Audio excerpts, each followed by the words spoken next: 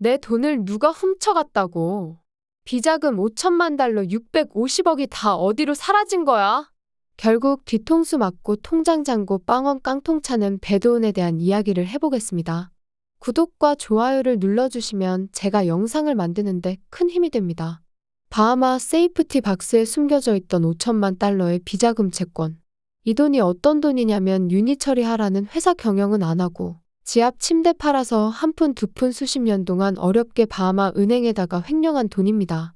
한국 돈으로 650억이나 되는 정말 큰 돈인데요. 지압 침대가 그렇게 잘 팔리는 건지 많이 남는 건지 정말 엄청난 비자금입니다. 그런데 그 큰 돈을 골프 가방에 있던 카드 하나 훔쳐서 배도은이 바하마에서 홀라당 찾아다 숨긴 거죠.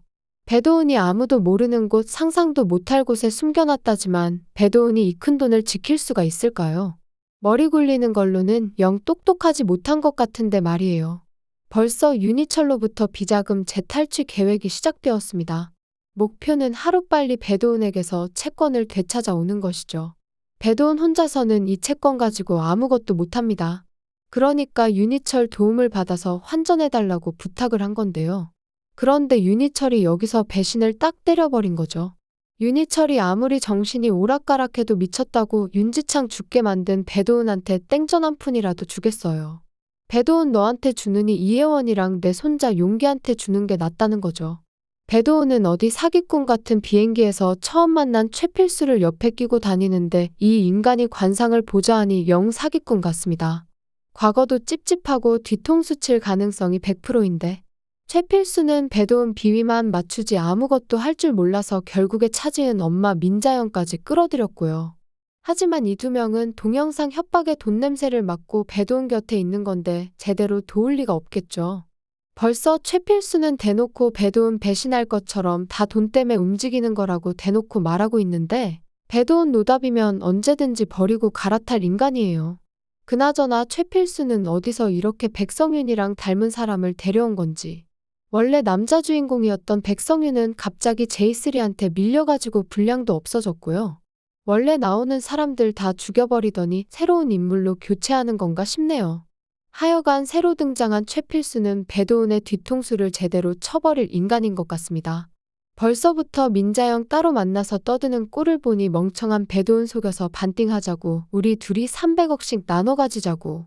지금 당장은 채권이 어디 있는지 배도은만 알고 있지만 최필수가 어디 있는지 위치를 알아내서 배도은이 쓸모가 없어지면 다시 감옥에 쳐넣을 것 같은데요. 그 사이에 비자금은 계속 불어나고 있습니다. 역시 달러가 최고네요.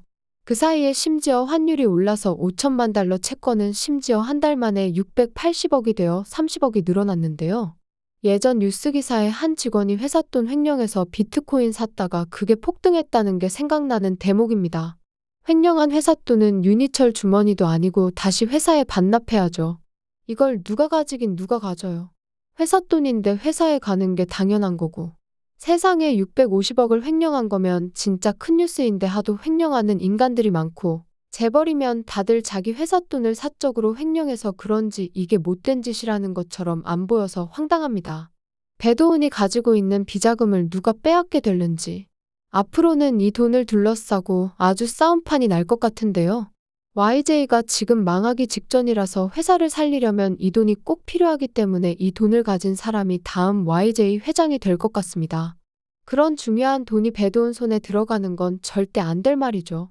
또 큰 돈이 유니철 손에 들어가면 다시 마음이 달라지고도 남을 것 같고요. 심지어 안 그러던 윤희라랑 오수양 동생까지 YJ 회장 자리 한번 앉아보겠다고 욕심을 내고 있으니 회사의 미래가 암담합니다. 회장이 몇백억을 횡령했는데도 아무도 모르고 있으니 이렇게 회사가 개판이죠. 직원들이랑 주주들은 무슨 죄예요. 배도은이 심지어 YJ랑 상관도 없는 민자영이랑 최필수까지 달고 왔으니 종영까지는 앞으로 돈 가지고 피 터지게 싸울 텐데 이 돈이 다시 무사히 회사에 돌아올 수 있을지 궁금해지는데요.